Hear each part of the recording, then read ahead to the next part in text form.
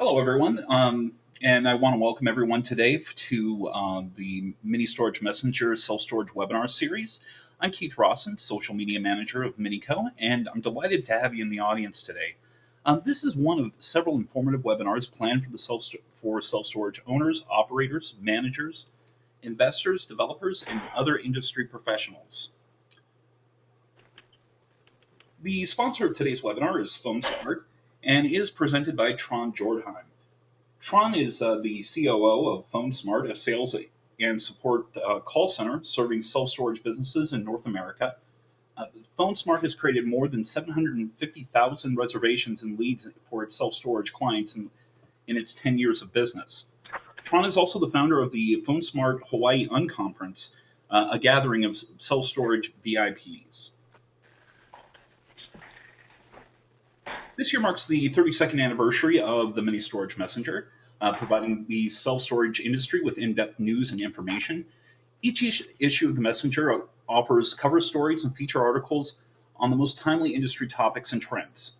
Monthly columns contributed by industry experts and accomplished business professionals address a wide range of topics, including security, facility operations, technology, legal issues, and legislative updates. We also publish a variety of other self-storage data sources like the ones that you see listed. And for more information, please visit ministoragemessenger.com. All right, just a little bit of housekeeping before we get started today. We do invite you to submit questions throughout the webinar. You're going to want to simply type your question into the chat area and click send. Depending on the question, we will answer it privately or to the whole group. We're going to try to answer questions throughout the webinar and at the end as well.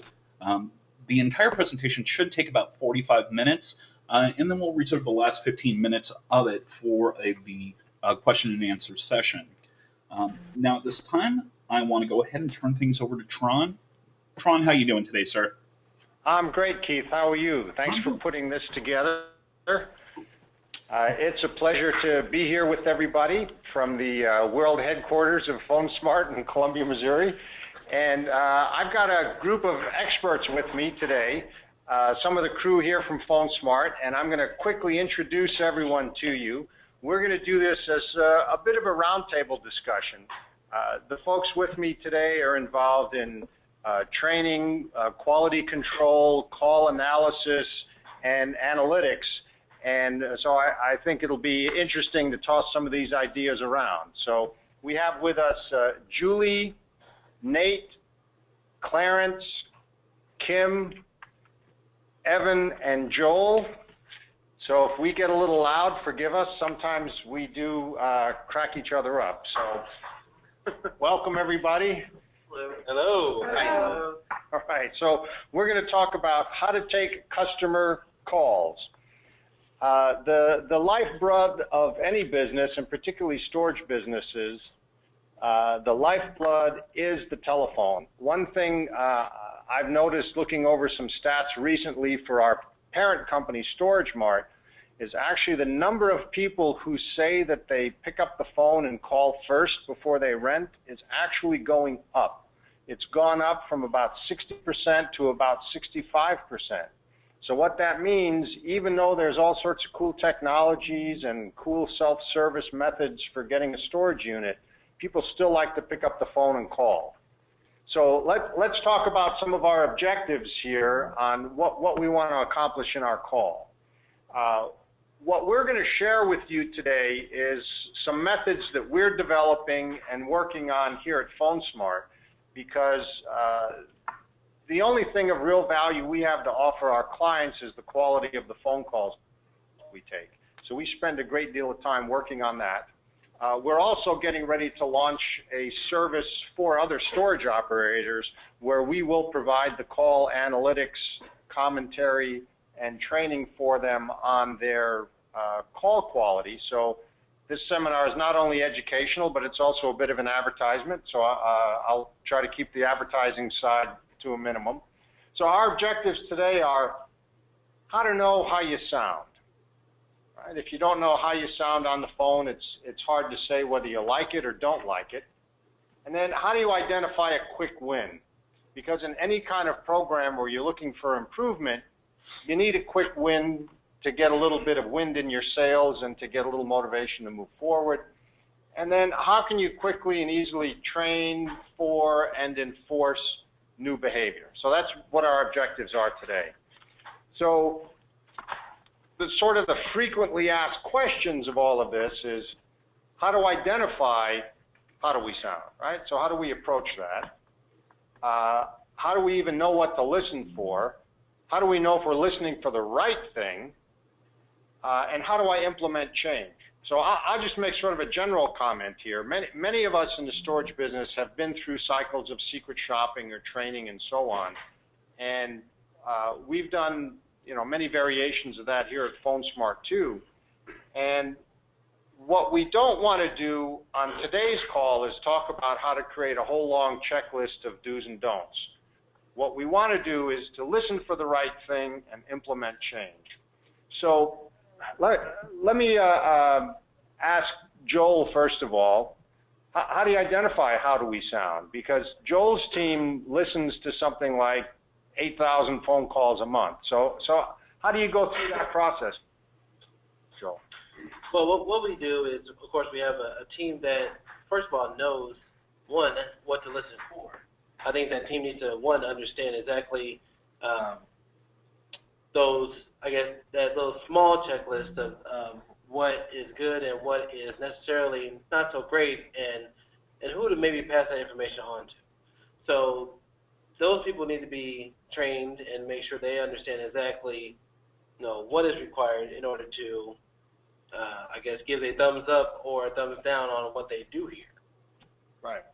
Well, let me ask Julie, who spends most of her time implementing change and training people on new language or training new people on established language. What's a great way for some of our listeners to look at the whole idea of implementing change? I think it's really important when we implement change that not only do we tell people what they have to change, but explain to them why they have to change it. Change is difficult for most people. Our habits are very well established. And for us to implement a change, we really need to understand why that change is important and what benefit it's going to have for us in the end. So anytime I am talking to somebody about changing the way they're currently doing it to trying something new, I try to tell them where this is coming from and why it's coming this way. Well, that's great. So, Clarence, how do you know what to listen for? So Clarence and his team listen to lots of different types of phone calls from different types of companies, and the one thing that they have to establish right away is, what exactly am I looking for? So how do you establish that? We go in and we do an assessment, and the first thing that we do is try to identify a quick win, try to identify that small issue, and then we move from there. Well, so one thing I'd like to throw in there is, you haven't heard it mentioned yet, but what we're really listening for is how the customer reacts to the call, not so much exactly what we're saying. And that's one way we know what to listen for, is when we're listening to a call and you get a positive, sometimes even enthusiastic response from the caller, you say, well, that's got to be good. Whatever was just said there, that's got to be good. Or sometimes you'll hear the caller shut down or the caller put up a screen of resistance, and that gets very difficult. So these are the some things that may help you in the audience to determine how you're going to move forward on these frequently asked questions. So we like to break things down into digestible bits. So we've really come up with our 7 methods for how we go about strengthening a sales or customer service effort. And so we run into some interesting challenges here at PhoneSmart because we do many different campaigns for many different storage operators, and everybody does things a little bit differently. If we only worked for one storage operator, it would make it a little bit more simplified, but this way it's a lot more interesting. So we have to break things down into methods. So here you see what our methods look like, and this is the the cycle that we run through every time when we're working on any kind of improvement process. So, Kim, why don't you tell us a little bit about how the assessment gets organized, because doing the organization on all of this gets pretty tricky. Well, we just take our reports and put them all together, and we do them monthly. That way we can assess how the managers are improving or what needs to be improved on. So this is really a tracking function. So as much as anything, this whole method business is all about watching your data and tracking your data and collecting your data. So we have almost as many people watching data and tracking data as we have people commenting on the data. So that gets pretty interesting. So I'm not going to go through every one of these right here on this slide, but we'll start moving into them specifically with the next slide. So the first thing that we're going to look at is how do we do the assessment? And what I was alluding to before is the time it takes to track and analyze all this. So there is a lot of time involved. So if you're a regional manager or a store manager who wants to know what's happening in your store or your groups of stores, it just takes time. And if you think it's going to take you 5 hours a week, I guarantee you it's going to take you 2 or 3 times that. So you need to budget out the time to be able to do it. Partly because you're going to pick up on all sorts of things if you take the time, and it's going to turn into a bigger project. Now, I'm not suggesting you're just going to think, well, you know, this is mission creep, I have to cut it back. But what you're going to find is all kinds of valuable information you can work on. So, Evan, tell us a little bit about how you can identify trends just from watching reports and listening to phone calls. Sure. Like Kim said, the assessment phase is probably one of the biggest in the process. Like we identified earlier, it's important to identify how you sound and what it is you're looking for. So if you can kind of build on the way that your team is already taking calls and use that collectively with analyzing the data that you find from those calls, you can find a starting point and build on that and try and slowly change the culture rather than coming in and doing it all at once. Well, that's a good point. I think a lot of people, when they're listening to calls, they listen for what's wrong and not necessarily what's going on that's already good, let's say, or things they're doing well. Julie, in your training, give us some ideas as to how you encourage these things that we do well that maybe we don't even always know we're doing well. It's really important that we acknowledge people when they do a good job, that we give them that encouragement and we just notice that they've said a phrase in a great way. Great example is the difference between saying, can I reserve this for you, or tell you what I'm going to do. I'm going to go ahead and reserve this for you. And we call that assumptive language. And anytime I hear somebody, especially a new hire, use assumptive language, I jump all over that with lots of praise because I want them to repeat that behavior. Now, when they say, can I or may I, I'm like, no. Every time they ask me, they say, can I reserve this? No. And that stops that behavior because all of a sudden they look at me and they go, oh, I did just ask you a permission question. So a lot of it in the assessment is listening for the types of language you want, so that you can start to work on praising the good and stopping the bad. Well, and I think a good example is today, Julie, you asked me to present the biggest smile winner today. We did a contest in the call center where everyone nominated whoever they thought had the biggest smile and smiled the most. Because these things are just, a lot of it is just basic. So if you're going to do a listening program and listen for how you're doing on the phone, probably the first thing you should do is to just try and encourage everybody who's smiling. Just if they're doing it well, that's a great thing to do well. So the next thing we like to talk about is doing the planning. And this certainly takes a good deal of time to do because first you have to wade through all of your assessment data and figure out what's going on. So, Joel, give us a flavor how you can sort out between all the different data that you're collecting on what's happening on calls or maybe what's not happening on calls. A couple of things that we like to do is, of course, put things in buckets. Put things in the buckets that most fit each other. And then we like to put it on some kind of spreadsheet or in some kind of form that will spit out some kind of graph or some kind of report so we can look at those things and really take some time to look at each part of it and see if or what parts of those reports need the most improvement. So based off those things, we can sit down and plan, okay, how much time is going to need to maybe effectively move this in a positive direction, or how much time is needed to stop this behavior and, again, put it in a positive way.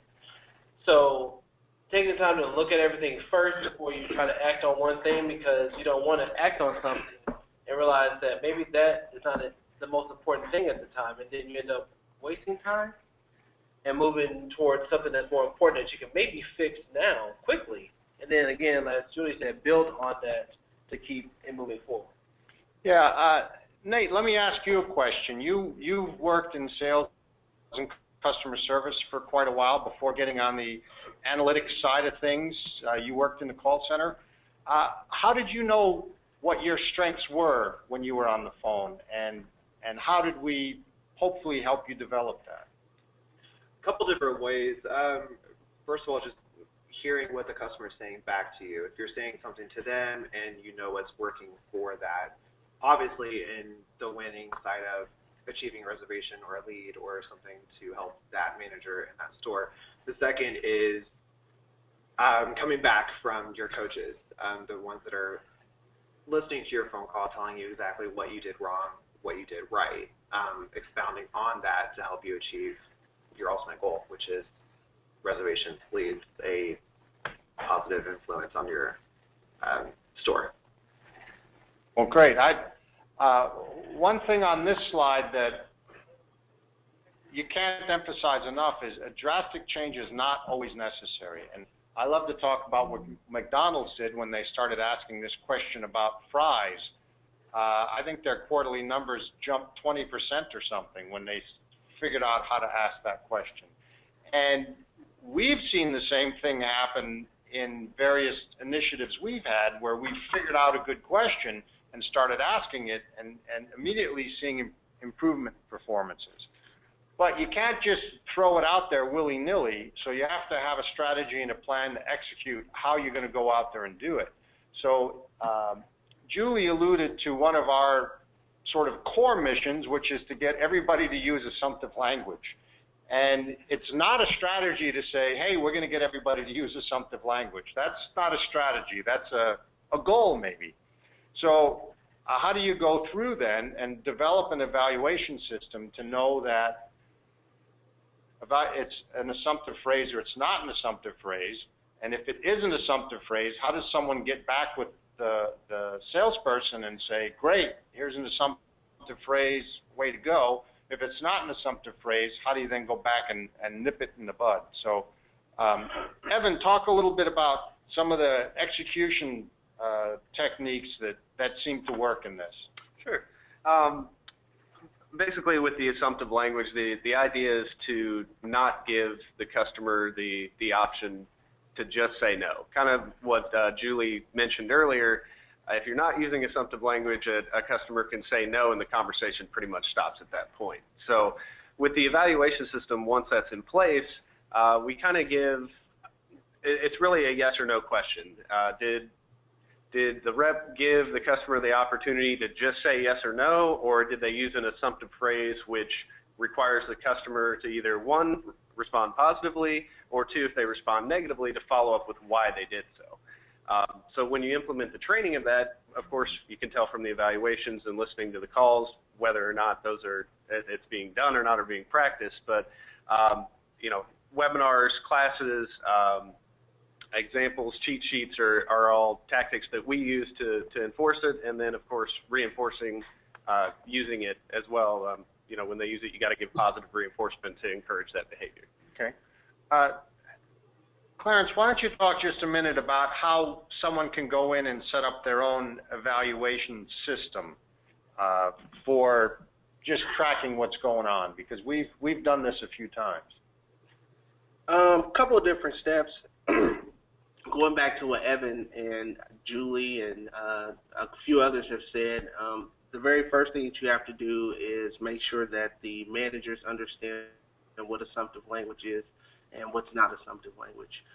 From there, you just really take everything back to the basics. That's how we developed our evaluation system. Just kind of take everything back to the basics, because that's all sales is. It's just taking things back to the basics. Proper phone etiquette, being nice, choosing your language carefully. So it's really based upon the facility, which system that they want to use, what questions are going to be valid for their particular location. Great, thanks. So the next phase we go through is the internal preparation, where we're going to decide how we're going to execute this. And there's lots of ways that you can do this yourself. If you are a regional manager who's responsible for a group and you're taking this on yourself, then you just have to carve out the time to be your own total quality assurance team and budget out the time that you're going to need to do it, and budget out the time you're going to need to create the spreadsheets that'll help you track all of this. If you're going to use a third party to do this, certainly there's a cost involved in that, and one can compare that to the time involved in doing it yourself. Some others have told us that having someone from the outside help with this is great, because it comes from a group that hopefully is doing this on a regular basis for others, and it's sometimes easier to have the outside company support what the regional manager has been trying to push for all along, rather than have the regional manager come back and take another swing at it. So there's, many ways to work on that.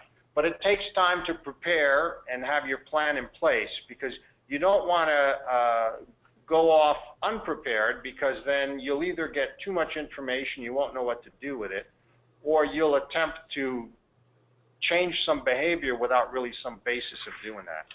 So once we get into the strategy implementation part of it, it's time to start working on what you need. So hopefully by this time, by the time you get to strategy implementation on the next slide, you've probably now decided what your quick win is going to be. And is that quick win going to be a simple phrase such as, sure, let me take care of that for you, or do you want fries with that? Whatever that phrase is going to be for your particular situation,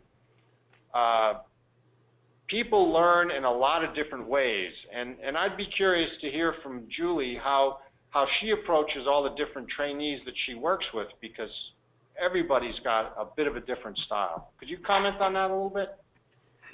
It's very interesting working with lots of different individuals. People learn either by doing it, by seeing it, by hearing it. And most people learn by a combination of all these ways. And what we've found is that you really have to present information in multiple ways to the people you're talking to. If I'm talking to a visual learner and I'm lecturing at them, all they hear is blah, blah, blah, blah, blah. And they're not getting anything out of it.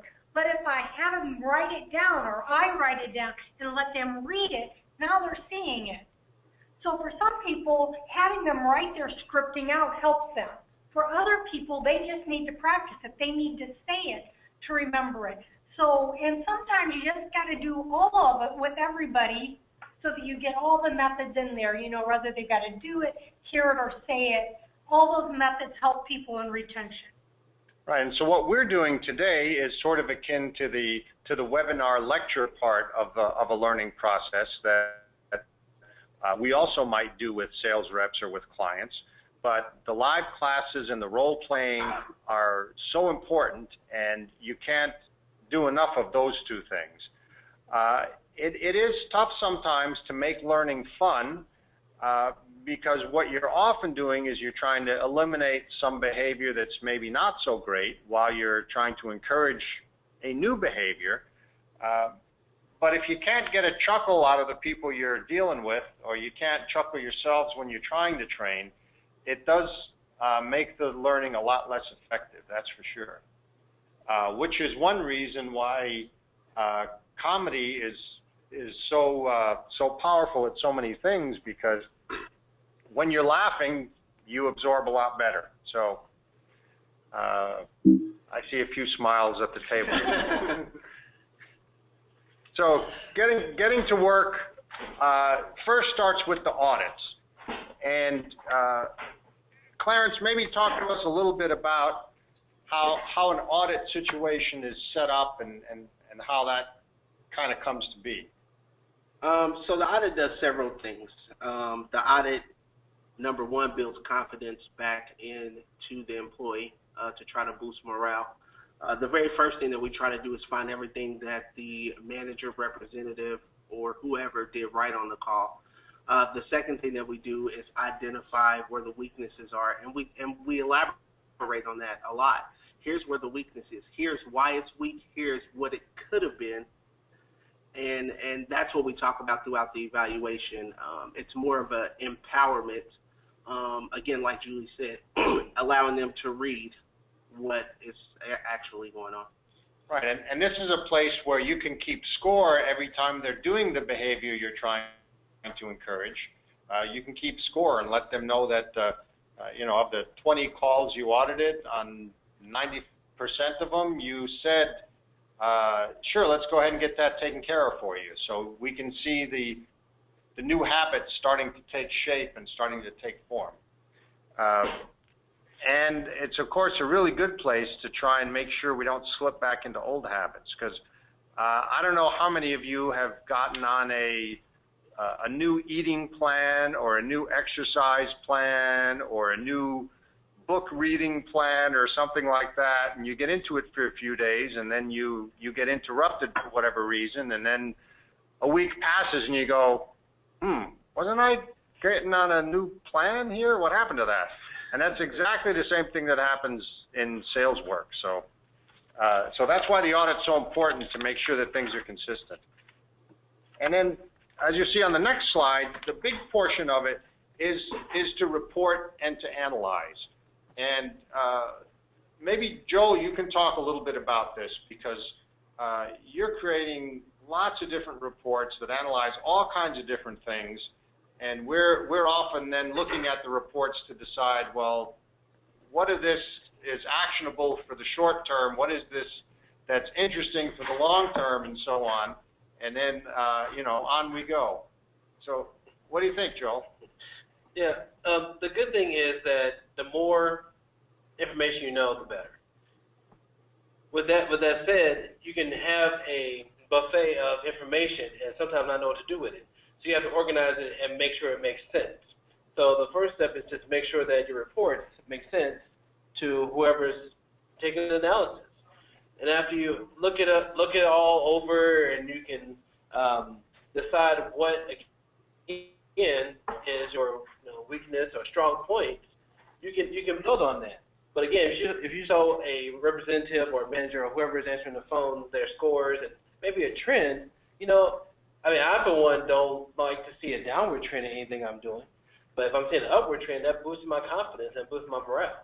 So seeing a great report and showing me or showing anybody who's in the trenches doing the work a positive report, or even something that they need to work on, is always great.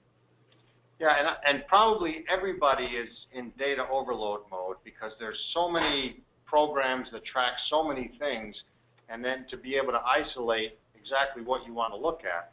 So, you could break a sales call down into 27 different components and track each of those as you're listening. But unless you've got a long-standing program that's very in-depth, that's just going to confuse you. Where I would suggest in your early reports, just analyze the good behavior you're trying to promote and forget about the rest of it at the moment.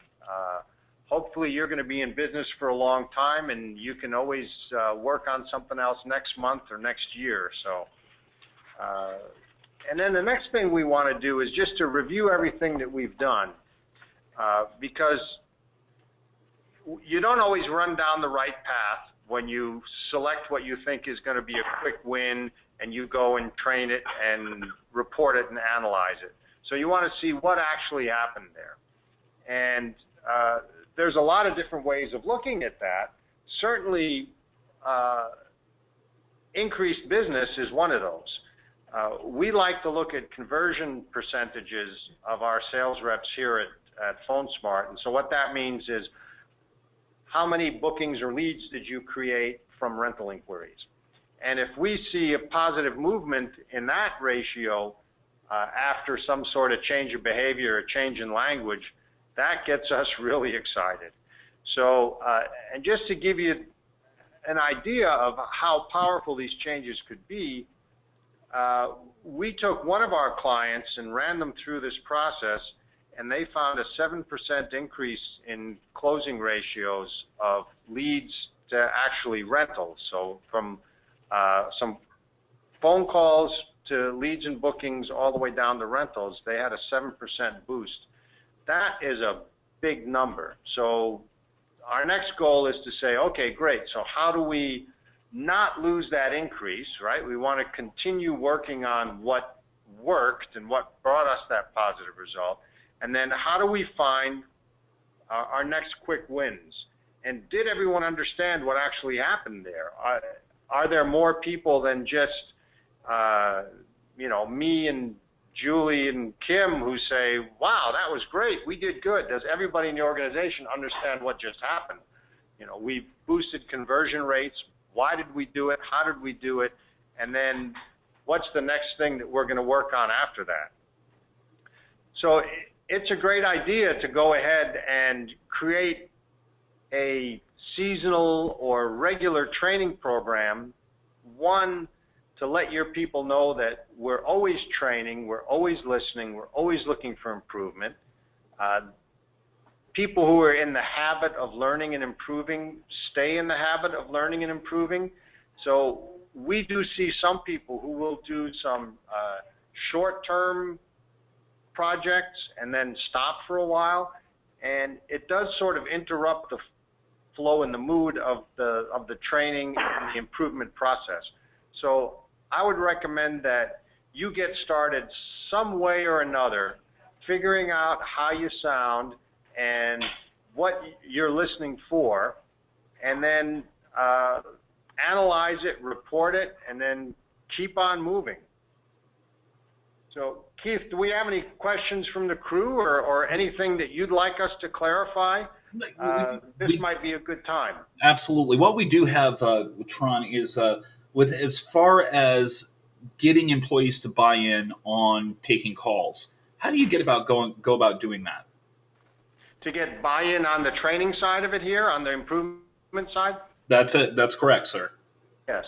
Well, Clarence, you want to speak on that a second? Because you sometimes run into people who are perhaps resistant in the beginning and then buy in. So how does that process look?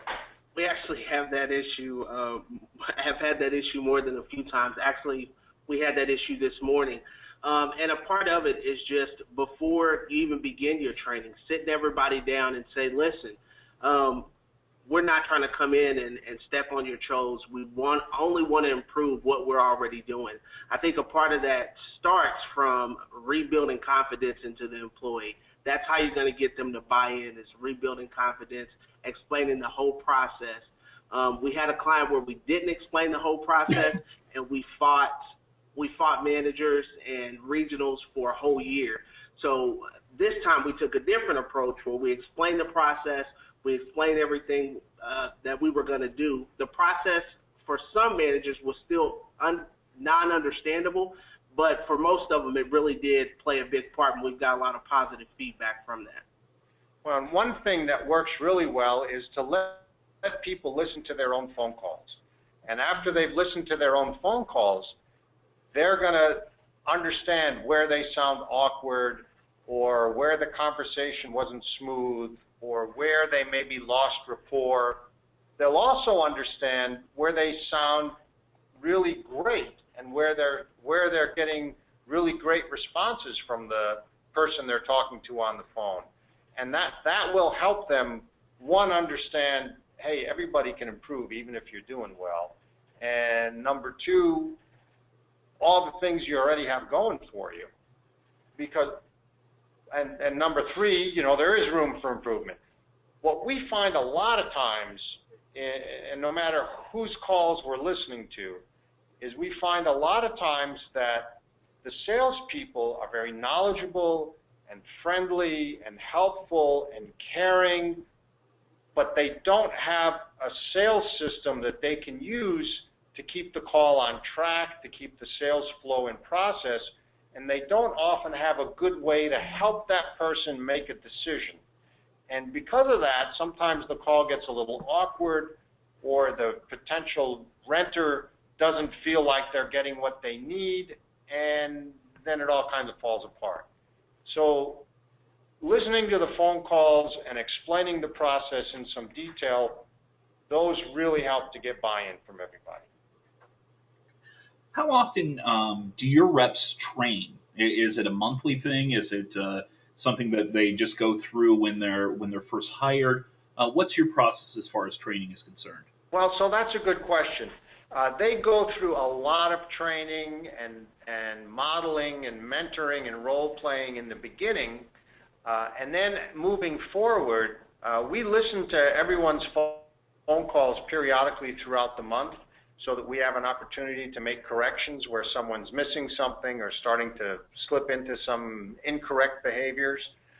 And then we have a group of coaches that spend a little bit of time with everybody every month, except in the busiest of the months. There's a lot of times in July when we just don't have a lot of time to do a lot of training and coaching. So we kind of get ready for our busy season, let the phones hammer us, and then go back to our process again. So almost everyone gets touched a couple times a month with a personal coaching program. Everyone has calls listened to during the month. And then when we're looking to change some phrasing, we will focus all of our efforts on one change of phrasing. And that takes some time and it takes some effort, but we have something like 60 people who take phone calls, and depending on what that change in phrasing is, we can usually have all 60 of those people doing it at about 80% within 2 weeks and doing it at about 95% within about 4 weeks generally, depending on the complication there. So things can change fairly quickly, but we also have the advantage that we're always changing stuff and we're always trying stuff. So when someone comes up and says, hey, we're now going to say the sky is blue on every phone call, no one gets excited. They're just like, okay, here we go. So when do you want me to say the sky is blue? At the beginning of the call, the end of the call? Do I say it when they say I'm not ready to rent anything yet? Do I say it, you know?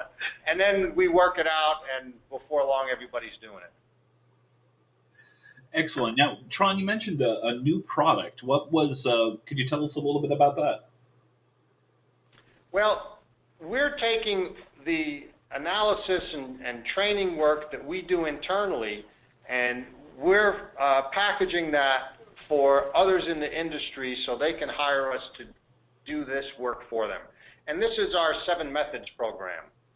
So we would be able then to come in and do an assessment for a company, to listen to their calls and find their opportunities for improvement, help them plan that out, help them do the internal preparation so they can get their team ready to go, then run the audits, do the training, make sure that the improvement that we're looking for is happening, the new phrase is becoming adopted, and then come back and do our analysis to see what the effect was there, and review the program, and then continue on again. So what we're really offering is basically a plug-and-play analysis and training module that any company, large or small, could plug in there. Although I'm not sure we could do 100,000 calls a month yet, so maybe let me say medium or small plug in. We try. Okay. Right. Here's our next question. Tron, how do you handle bad customer behavior when the caller is nasty and only wanting detailed information such as prices, uh, and most of the time doesn't want to listen to the rest of the amenities? So that's a good question, because every call is different, and all the callers kind of want things to go in their own way. And you do have you have varying levels of difficulty with customers, right? You have, on the one end of the spectrum, you have the people who are borderline abusive and difficult to talk to. And to the other, you just have the people who won't follow your call flow no matter what you do, right? So you have all those people in the middle. So we've prepared different ways that you can let the call go in a different direction. And there's different ways, techniques that we have to handle the people who want the call to go in a certain way. But the crux is, if you're listening carefully to the caller, then you're going to know which way this caller wants it to go. And really, we don't care which of 7 different paths the caller takes the call. All those paths lead back to the booking, the rental, the reservation. Now, newer sales reps generally can't do every one of those 5 paths in their first couple weeks of training. So they sometimes have a little trouble with that. But once someone's been a little experienced, it is even difficult to identify the form and the flow of the phone call, because it just sounds like a natural conversation. And we know that there's some people who are in a hurry. There's some people who say they're just looking for the lowest price. You know, people say a lot of things on the call, but until you've really listened to them and tried to find out more about them, you don't really know what they're doing. So it comes back to listening well, and that can even be a trained behavior. So there was a time a few years ago when the only evaluations we did here in the call center were to evaluate the reactions of the caller. We didn't even listen to what the sales rep said, right? And the point of that exercise was for everyone to understand their impact on the caller's mood and their reactions to the caller's mood. And that was a very interesting exercise, and we do that from time to time. So that's kind of a long-winded answer, Keith. Did I answer the question? I believe you did, Tron. Now, Okay, Tron. good. Now, Tron. Just wanted to let everybody know I do appreciate everybody's time today. We reached capacity for the webinar very early on. We basically advertised it for a couple of days, and we hit our capacity as far as people who were able to view the webinar today. We are going to be having a part 2 of this on the 30th, so chances are we're gonna have the same kind of crowd that'll be coming that we're expecting to get in today. So I do want to thank everybody who did get the chance to attend today, and Tron, I especially want to thank you and your team for spending this hour with us. And I do also, like I said, I want everyone to have a great day. And once again, I appreciate your time, and we'll see you on the 30th. Well, thanks, everyone. We love talking about sales and training, so we appreciate the opportunity. Excellent. All right.